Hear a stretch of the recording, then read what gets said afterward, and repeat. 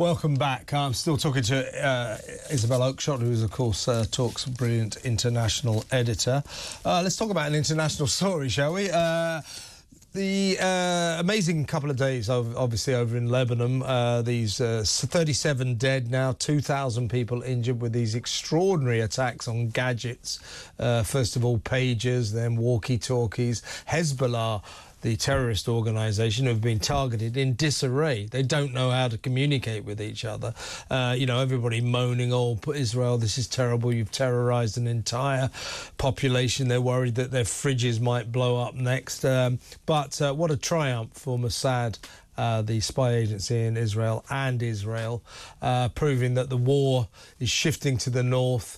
And Israel says it's now in a new phase. So a triumph for Israel. There's no two ways about it. Well, your thoughts on that, and then I want to ask you about... Yeah, I mean, my thoughts on that is that, you know, one of the biggest debates in defence policy and in defence circles is this kind of balance between whether warfare is fought, wars of the future will be fought by ground forces, traditional soldiers doing what soldiers do, sailors and RAF men, or whether it's going to be technology. And the truth is it's both, as we can see in very, very stark relief in what's going on in Ukraine, which is very much traditional, I'm afraid, you know, blood and guts warfare of just a sheer mass of people firing at each other, effectively, bombs being dropped and so on. And then you've got on the other side of things, you know, modern technology, we still don't know quite what it was that was used to detonate these personal devices. Was it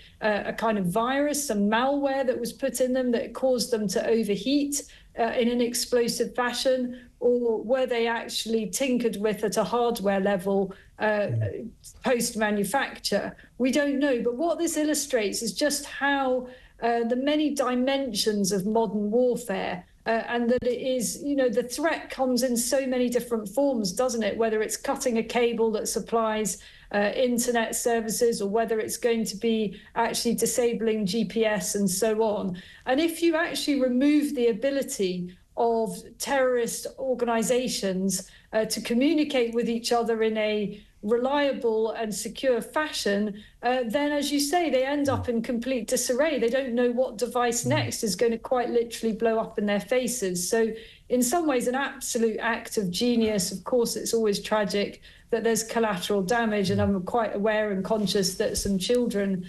perished, but it's an incredible achievement in a way by Mossad. It really is, and of course lots of complaints saying children are dying, and that, of course, that's a tragedy, and there have been many innocent victims, but a lot of the victims are Hezbollah operatives, and now Mossad and Israel knows who each and every one of them are. They are in disarray. This is an incredible operation that has been amazingly effective.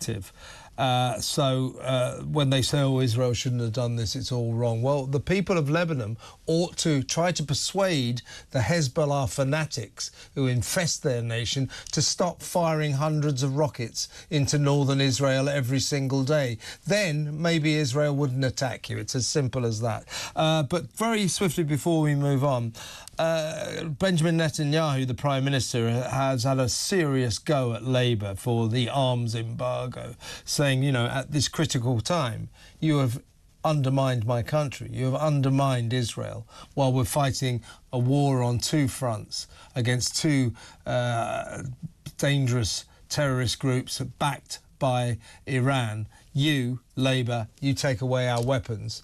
You stop supplying us with weapons. You very much undermined us, and he's furious.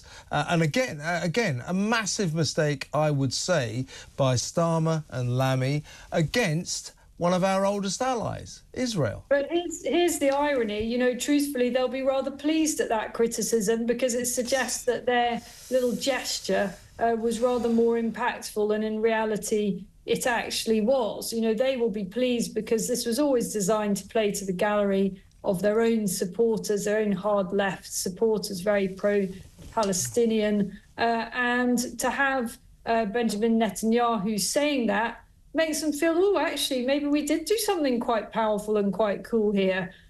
So, look, it's all about people playing to their own particular audiences.